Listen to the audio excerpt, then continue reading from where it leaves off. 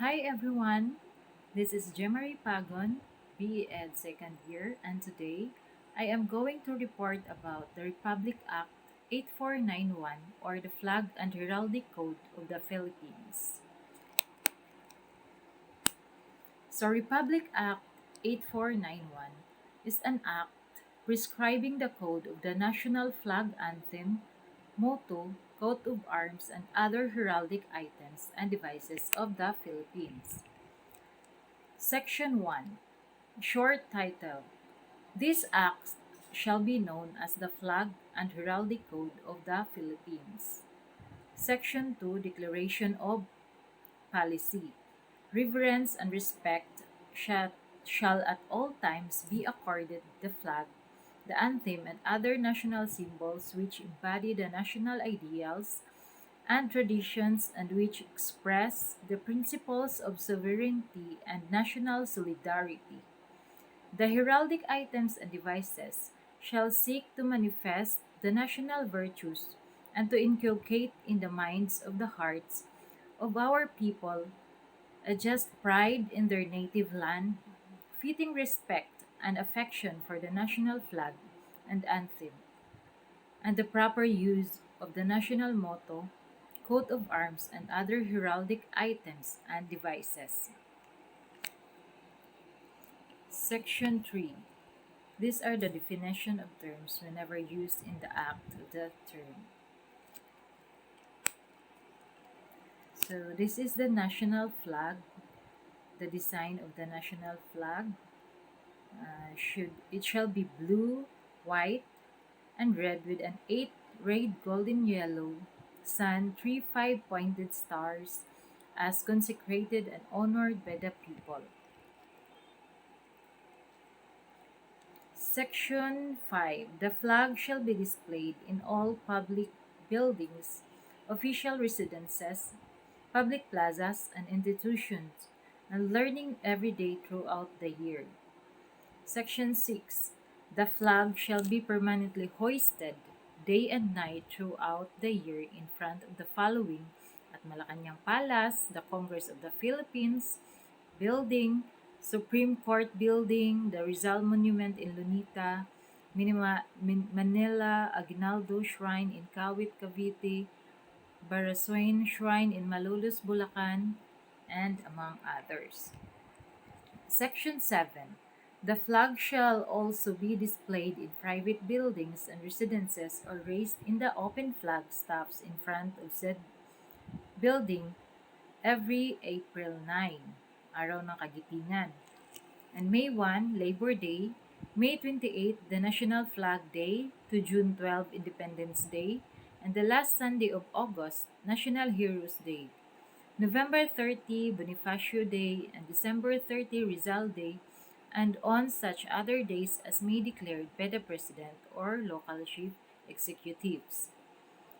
Section 8. All government agencies and instrumentalities and local government offices, government-owned corporations, and local government units are enjoined to observe Flag Day with appropriate ceremonies.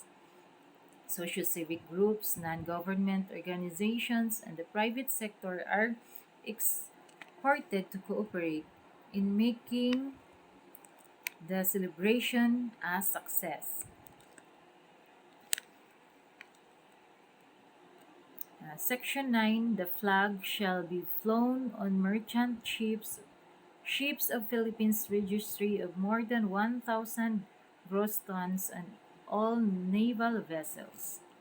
Section 10. The flag, if flown from flagpole, shall have its blue field and top in time of peace and the red field and top in time of war. If in hanging position, the blue field shall be to the right, left of the observer in time of peace, and the red field to the right, left of the observer in time of war. Section 11. If planted on the ground, the flagpole shall be at prominent place and shall be of height as would give the flag commanding position in relation to the buildings in the vicinity. Section 12. When the Philippine flag is flown with another flag, the flag, if both are national flags, must be flown on separate staffs of the same height and shall be of equal size. The Philippine flag shall be hoisted first and lowered last. Section 13. When displayed with another flag, the Philippine flag shall be on the right of the other flag.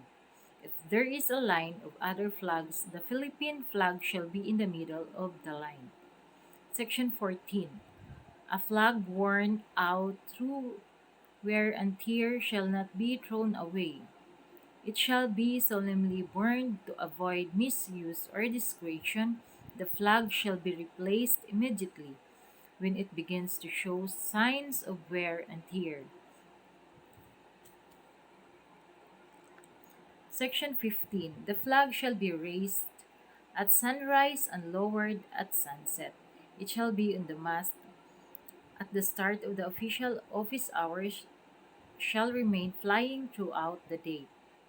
Like for example in the school, right? When we're in elementary school, high school, we are having flag ceremony at 7 o'clock in the morning and in the afternoon at 5 o'clock. So I mean, section 16. The flag may be displayed inside or outside a building or on stationary flagpoles. If the flag is displayed indoors on a flagpole, it shall be placed at the left of the observer as one enters the room.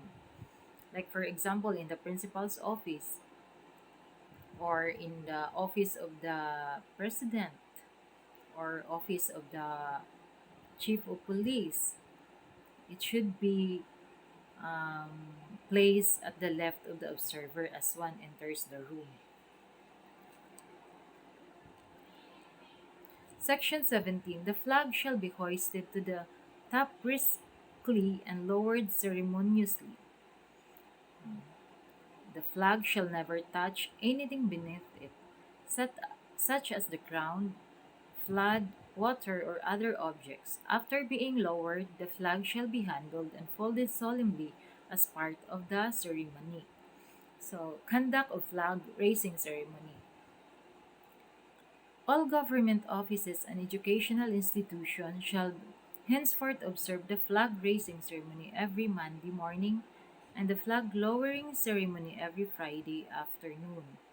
The ceremony shall be simple and dignified and shall include the playing or singing of the Philippine national anthem.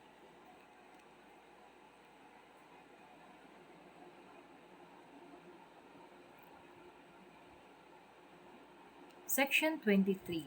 The flag shall be flown and half-mast as a sign of mourning on all buildings and places where it is displayed, as provided for in this act on the day of official announcement of the death of any of the following officials, like the president or a former president for 10 days, the vice president of the chief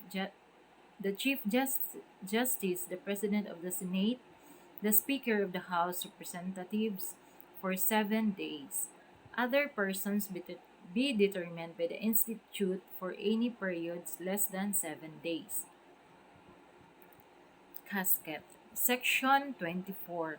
The flag may be used to cover the caskets of the honored dead of the military, veterans of previous wars, national artists, and of civilians who have rendered distinguished service to the nation, as may be determined by the local government unit concerned. In such cases, the flag shall be placed such that the white triangle shall be at the head and the blue portion shall cover the right side of the caskets. The flag shall not be lowered to the grave or allowed to touch the ground, but shall be folded solemnly and handed over to the heirs of the deceased. Pledge of the flag. The following shall be pledge of allegiance and the Philippine flag. This is the panunumpa sa watawat ng Pilipinas. Ako ay Pilipino, buong katapatan, nanunumpa sa watawat ng Pilipinas at sa bansang kanyang sinasagisag. We should do like this. Na may dangal, katarungan at kalayaan na pinakikilos ng sambayanang makadiyos, makakalikasan, makatao at makabansa. Such pledge shall be recited while standing with the right hand palm open raised, shoulder high. Individuals whose faith or religious beliefs prohibit them from making such pledge must nonetheless show full respect with the pledge is being rendered by standing at attention.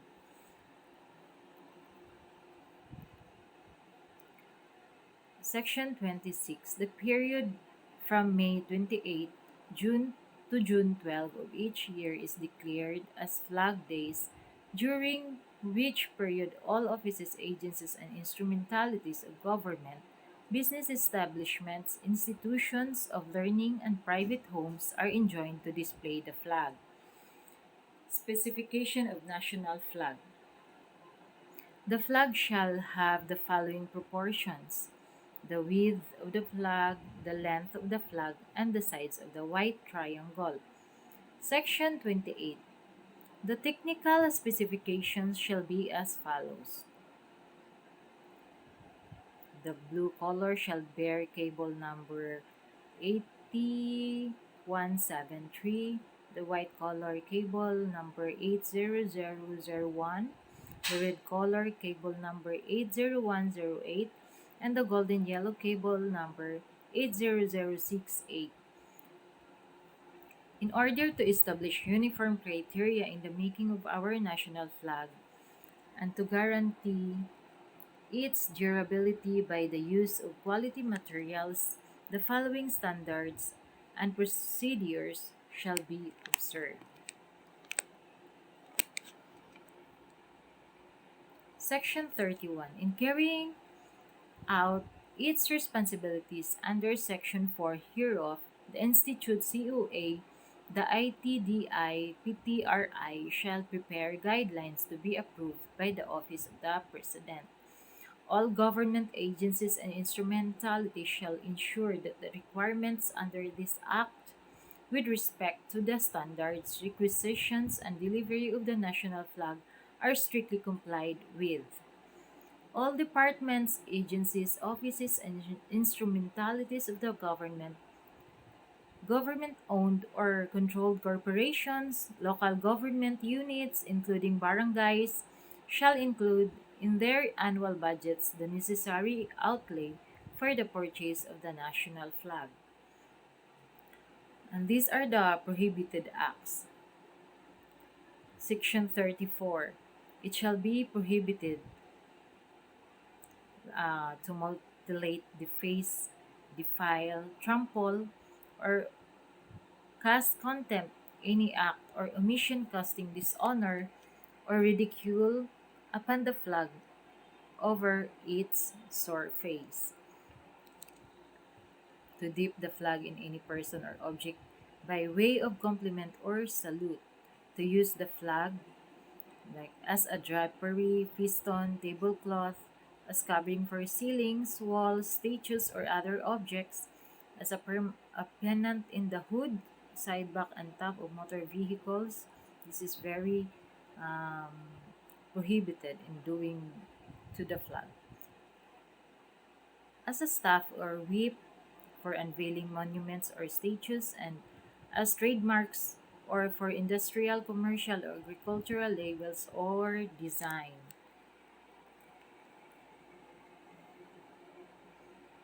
Display the flag under any painting or picture, horizontally face up. It shall always be hoisted aloft and be allowed to fall freely below any platform or in discotheques, cockpits, nights and day clubs, casinos, gambling joints, and places of vice, or where frivolity prevails. To wear the flag in whole or in part of costume or uniform. To add any word, figure, mark, picture, design, drawings, advertisement, or imprint of any nature of the flag. These are not, um, this is prohibited also. This is the national anthem. The national anthem is entitled Lupang Hinirang. The national anthem shall always be sung in the national language with the following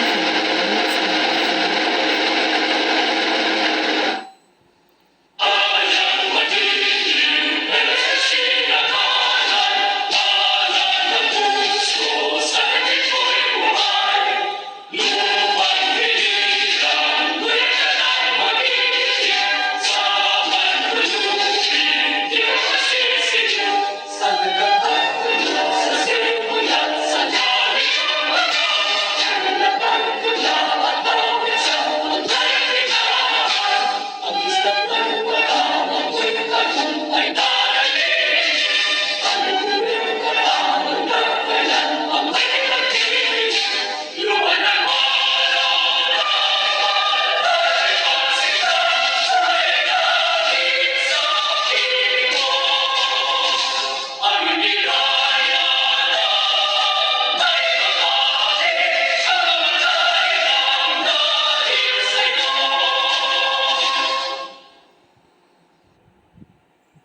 So that's it. That's our lyrics of the national anthem, Lupang Hinirang. And then the section 37, the rendition of the national anthem, whether played or sung, shall be in accordance with the musical arrangement and composition of Julian Felipe.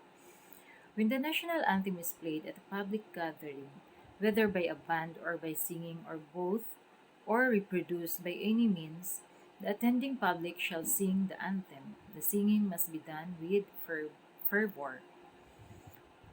All officials and employees of the national and local government and any agencies or instrumentalities thereof, including government owned or controlled corporations, privately owned entities of offices displaying the national flag, and government institutions of learning, are hereby directed to comply strictly with the rules and prescribed for the rendition of the anthem. Failure to observe the rules shall be a ground for administrative discipline.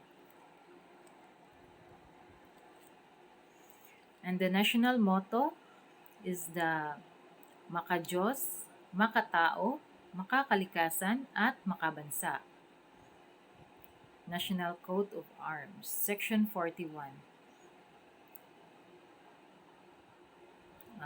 Shall have paleways of 2 pieces, azori and gules, a chief argent studded with 3 mallets equidistant from each other, and in point of honor, avoid urgent over all the sun reunant with 8 minor lesser rays.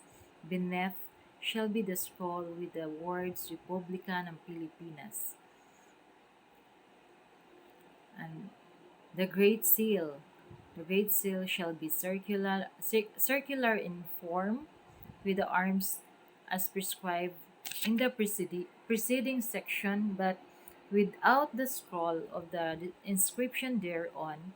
Surrounding the whole shall be the double marginal circle, within which shall appear the words Republika ng Pilipinas, for the purpose of placing the Great Seal. The color of the arms shall not be deemed essential, but tincture representation must be used.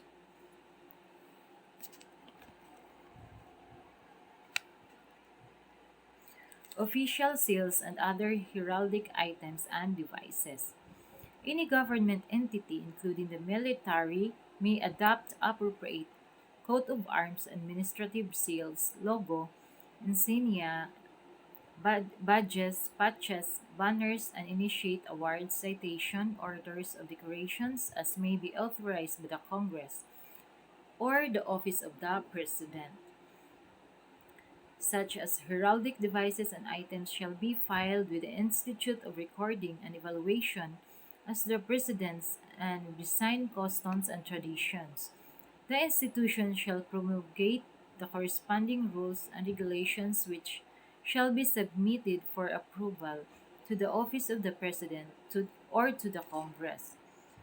All government offices, including the military, are hereby ordered to purchase all heraldic items and devices from manufacturers accredited and authorized by the Institute. Such items and devices shall be subject to inspection by the purchasing agency, internal inspector, and the COA representative using the design and specifications approved by the Office of the President or by the Congress through the institution.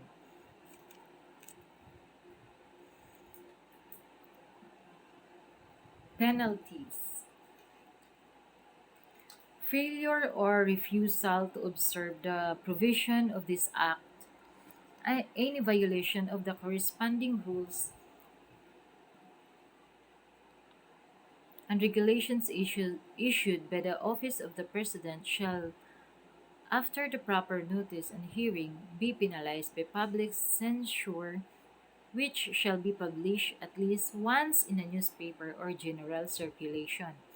The Department of Education, Culture, and Sports, and the Commission of Higher Education, upon the recommendation of the Institute, and after the proper notice and hearing, shall cause the cancellation of the recognition of the permit of any private educational institution which fails or refuses to observe the provision of this act for the second time.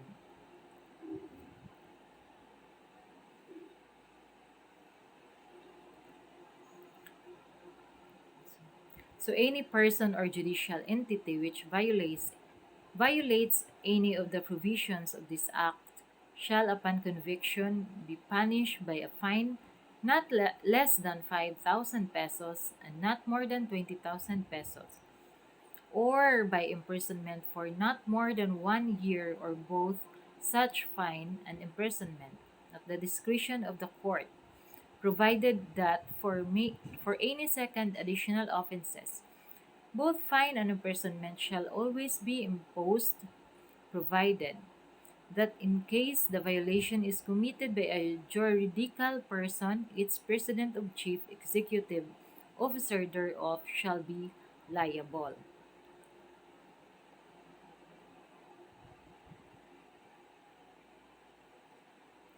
So, common provision, Section 51.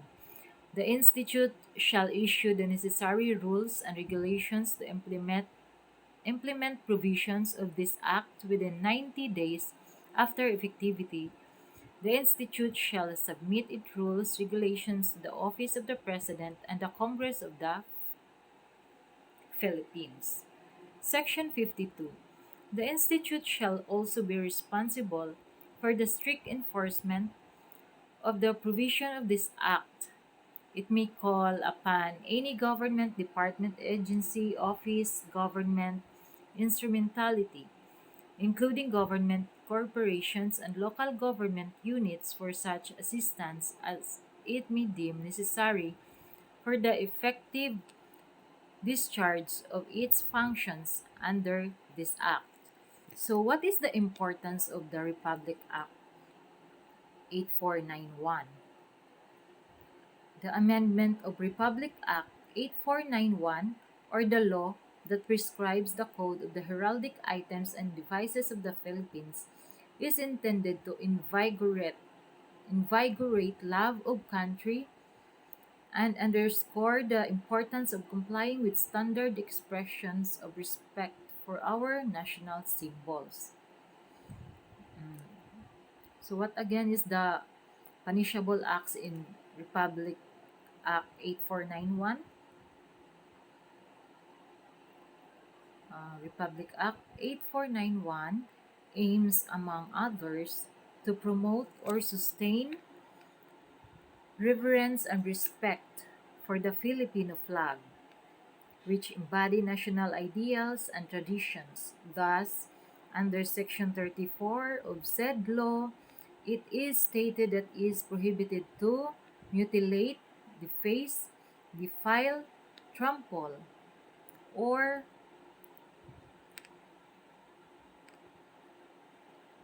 trample of the national flag.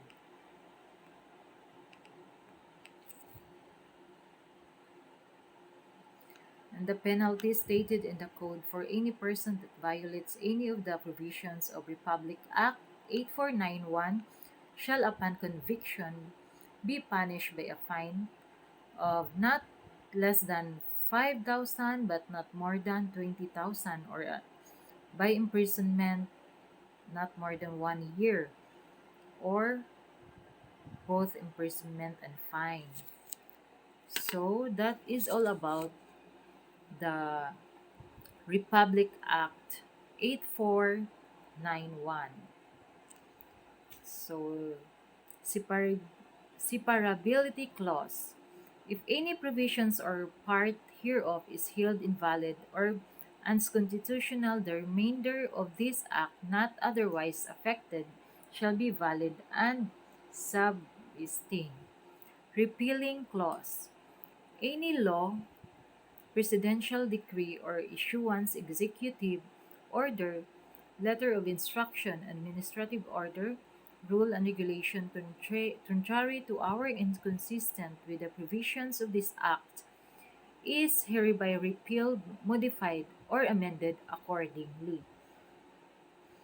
And the last is Section 55, Effectivity.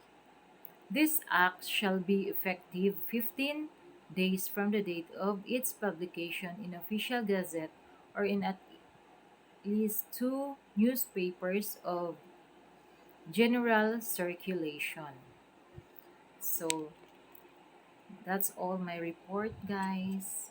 Thank you. Thank you for watching.